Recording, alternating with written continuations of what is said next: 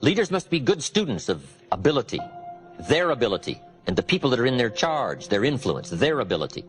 Sometimes it's easy to have somebody right close to you and you've never discovered all of their talent and their potential. I discovered a young man in Canada, Harold Dyke, many years ago. He worked for the railroad, making about $300 a month. But I discovered him. He became a good friend of mine, and I recruited him. The second year he was with me, he made $45,000.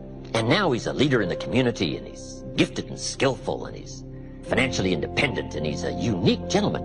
Now, the railroad had him for 10 years, and they didn't know who they had. They didn't have this in-depth survey of trying to find the people that are right close around who may have some unusual gifts and capacities that nobody has yet discovered. So leaders must be students of ability and find ways to uncover somebody's unusual ability that may have been there for a while. And you've just got to find a way to uncover all of that. Part of the key to leadership.